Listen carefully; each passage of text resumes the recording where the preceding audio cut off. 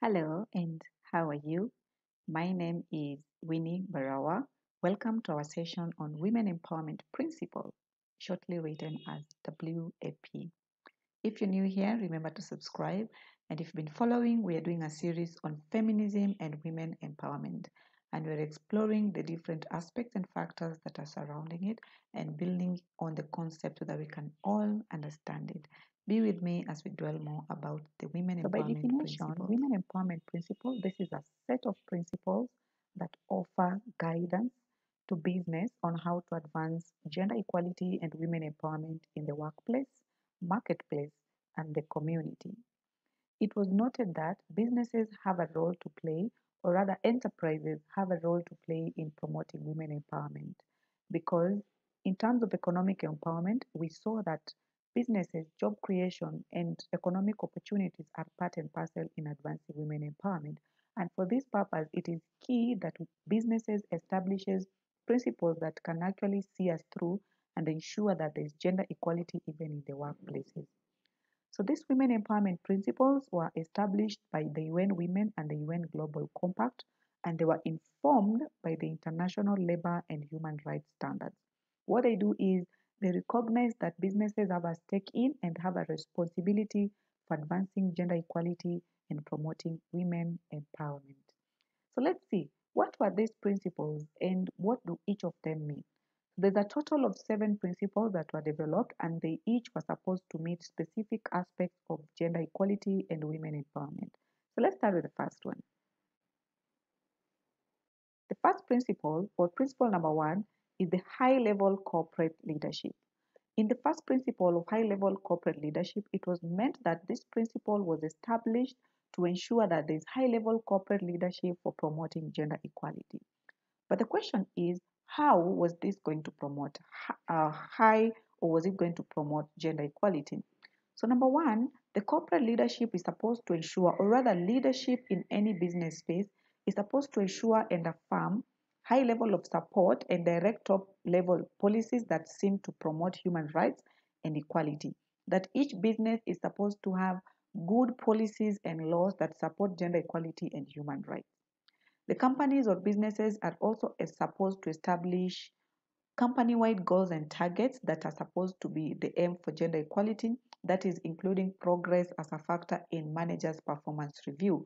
That in any business at the end of the year, when they are giving their business report of performance reviews, they need to also bring out how did they promote gender equality or women empowerment in their businesses.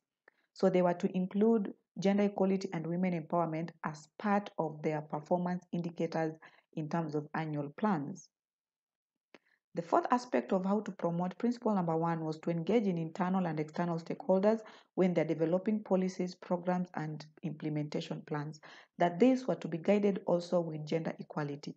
That in each and every policy they were coming up, they needed to bring in stakeholders that are either directly affected or have an interest in gender equality and include that as part of their policies, programs, and plans. The fourth way of coming up with proper high level corporate leadership was to ensure that in the businesses or enterprises, policies are very gender sensitive. And this was to identify any factors that could impact women and men differently, and that the corporate culture was to ensure that there is equality and inclusion without any form of discrimination, be it either on women or men. The second principle is what we talk about equal opportunity, inclusion, and non discrimination. So it was expected that, or rather, it is expected that businesses will treat all women and men fairly at work with respect and support human rights without any discrimination. So this principle in businesses was expected to promote equal opportunities, inclusion, and non discrimination with respect and support for human rights, be it both for men or women. But how was this principle to be achieved? So we were supposed to apply this principle by ensuring that there is equal pay remuneration for both men and women for the roles and responsibility given. There was also to ensure that the workplace policies and practices are free from any gender-based discrimination. The process of recruitment also is supposed to implement gender sensitive recruitment and retention practices. For instance, it's expected that women are the nurturers and uh, procreators. And for this purpose, there were rules like maternity leave, paternity leave, and so on. These were part of recruitment and retention practices that even if a woman becomes pregnant in the workplace, that was not supposed to be a ground for either you retrench them or you sack them from their jobs. The other aspect could be done to ensure equal opportunities and inclusion was to allow sufficient participation of women. That in any business, we're supposed to have at least 30% women inclusion or greater. And if you look properly, you find that also in most organizations, they're talking about a third gender rule or the 30% gender rule, whereby in any particular committees or board of management, 30% of the membership is retained for women. There's also allowing flexibility in terms of work options, leave, and also re-entry opportunities to positions of equal pay and status. For instance, in businesses where the CEO is a woman and is on maternity leave, the organization is expected to have work options that are flexible, and upon completion of the maternity leave, then the CEO should have the ability to come back and resume their jobs at equal pay and status. And the last way of supporting principle number 2 was to allow support to access child and dependent care by providing services, resources, and information to both men and women. That in this aspect of inclusion, we needed to appreciate that there are certain things that women are known to be culturally ordained for, like dependency and childcare. And so you find also some organizations are becoming very inclusive and they have special daycare centers for mothers who are weaning or for mothers who are breastfeeding. Some businesses have fridge and areas where women can store their milk and be able to take them home after expressing in the evening as they go home from work. So these are part of ways that the equal opportunity, inclusion, and non-discrimination principles were being implemented in the businesses. Principle number 3 is to enhance health, safety, and freedom from violence. It says that every business should ensure that there's health, safety, and well-being of all women and men workers. And how was this supposed to be achieved? Businesses are expected to provide safe working conditions and protection from any occupational hazards. It is also expected that businesses will have zero tolerance policy towards any form of violence at work. Businesses are supposed to offer health insurance or other needed services, including survivors of domestic violence. There is also need to respect women and men's work right for time off, be it whether they are going for medical care, for counseling, or for not only for themselves but also for their dependents. And it is being told that in consultation with the employees, business are expected to identify and address security issues, including the safety of their workers, be it men and women, when they're traveling to and from work, and if this traveling is related to the business or company related work. There is also need for businesses to train security staff and managers to be able to recognize signs of violence. So these are different ways on how the UN expected different businesses to come up with and to ensure we are able to achieve the health, safety, and freedom from violence. First, by providing safe working conditions. Secondly, establishing zero tolerance policies, offering health insurance, respecting the workers' rights, identifying and addressing security risks, and also recognizing any form of violence in the workplaces. Principle number 2 is promoting education and training. We both appreciate that as much as we're working, we also need to be having constant professional development, be it by advancing our degrees and our different levels of training, or be it through in-house training or advancement of skills. So this principle was supposed to allow or promote education, training, and professional development for women. But how was this supposed to be achieved? It's being said that number one, enterprises or business markets should actually allow policies and programs that allow open avenues for advancement of women at all levels and across all business areas. ensuring that at least women can advance their skills, be it in the educational status or also in their business areas. The businesses are also expected to ensure there is equal access to all company supported education and training programs, be it literacy classes, vocational training, or information technology training. So you need to know that also when people are working or are in different job markets, sometimes they are sponsored or they are company sponsored opportunities, and in some places women don't get these chances, and for this, allowing such an equal access to these supported education programs, it means women can also benefit on training and education.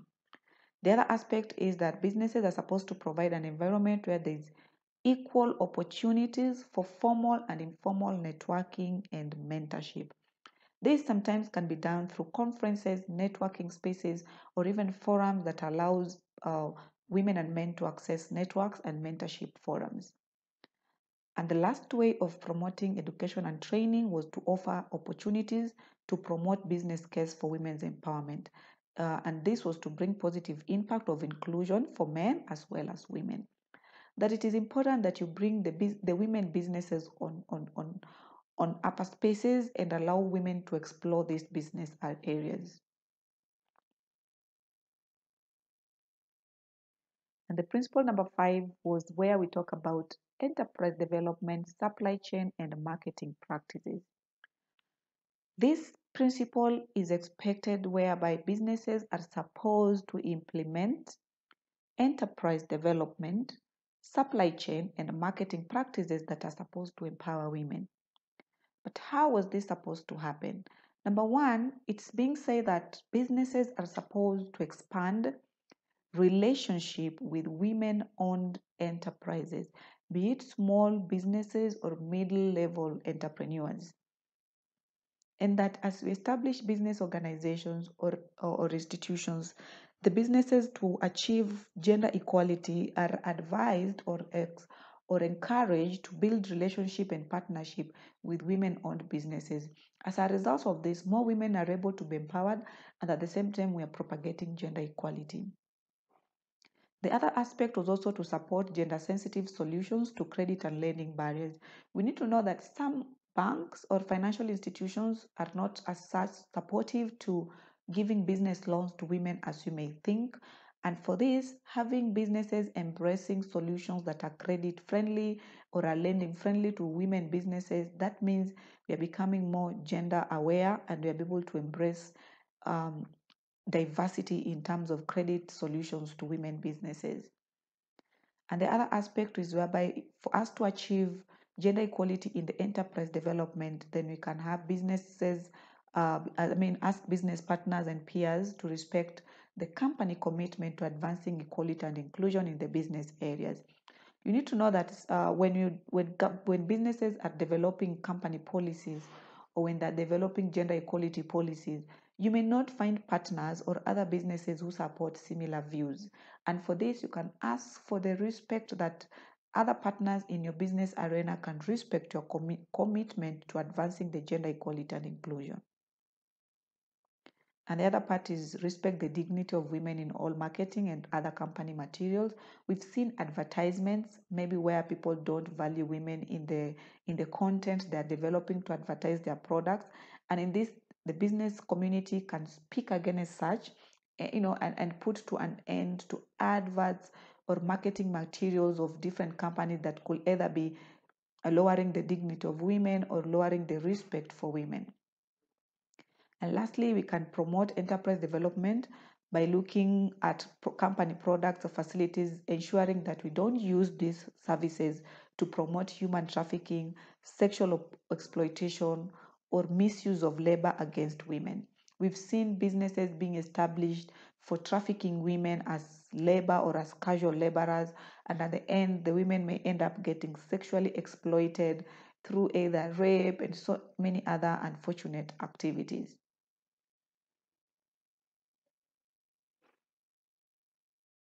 And the principle number 6 talks about community leadership and engagement, whereby businesses are encouraged to promote equality through community initiative and advocacy.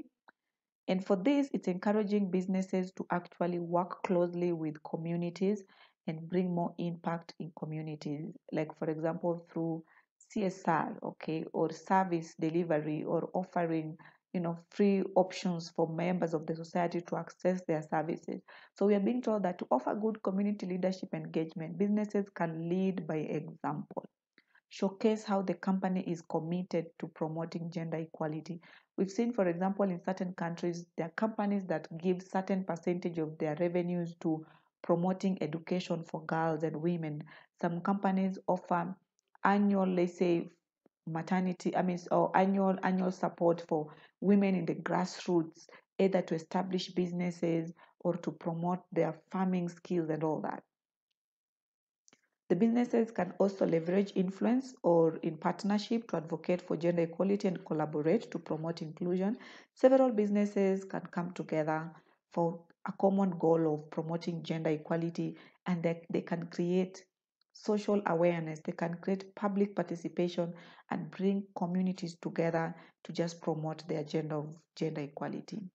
The other part is businesses working with community stakeholders or officials so that we can all work together to eliminate discrimination, exploitation, and give open opportunities for women in the society. So, with this sixth principle, the main thing is ensuring that at least businesses are becoming active, working together with the leadership in the community and engaging all these members to ensure that the gender equality becomes not only a business agenda, but becomes also part and parcel of the community. So the fourth way that the businesses can promote community leadership is recognizing women's leadership and contribution to their communities, ensuring that also there's sufficient representation of women in any community consultation. We've talked about community stakeholders here, and here we are talking about recognizing women leadership. That as much as we are working with the communities, then we should ensure in these stakeholder meetings there's at least participation of women in and giving their views in regards to the different discussions that are being made. The other aspect is where the business world can use philanthropy and grants programs to support inclusion and equality and promote human rights. And just a repeat here, we've already mentioned of cases whereby some businesses put a percentage of their revenues that can be used to support girls' education. Some of them are used to support persons with disability in the community. Others use these funds to set children's centers and promote children's rights. So the use of philanthropy and grants is actually one of the ways, actually it's known to be one of the most effective ways of having community leadership and engagement. And the last principle is principle number 7, which is talking about transparency, measuring, and reporting, where we are saying as much as we are participating in the gender equality arena, we need to publicly report the progress of what the business world is doing to promote gender equality. So, how this is done, they say that the companies should reveal publicly what their policies are and what their implementation plans are to promote gender equality. The businesses are allowed to state publicly or call for public participation to understand or to give a leeway or an understanding of how they are planning to implement policies that will promote gender equality and eliminate discrimination. The other part is businesses establishing benchmark that can quantify inclusion of women at all levels. The other ways is also to measure and report progress, both internally and externally, using the data that has been collected pertaining to gender. For example, you find banks can release data like what is the participation of women in their banking sector or participation of women in lending, and so on. Then the other part is incorporating gender markers into their ongoing reporting obligation. So this is similarly what I'm saying. Like if businesses are giving their annual reports, they can include the different gender markers in it. Like say this year or this particular annual year, we've had this particular number of women or this quantity of women that have been active in this banking activity, or in our financial organization, we have set aside, for example, this particular amount of money that will be geared specifically into offering financial credit to women in their businesses. And these are partly our references where we've mentioned that this content is mostly from the UN, United Nations or UN Women, and also from the UN Global Compact. Thank you again for being with us to the end. Kindly remember to subscribe, click on the notification button, comment, and give us ideas of which areas you wish us to discuss more on. And remember to like our videos. Until we meet again, bye bye.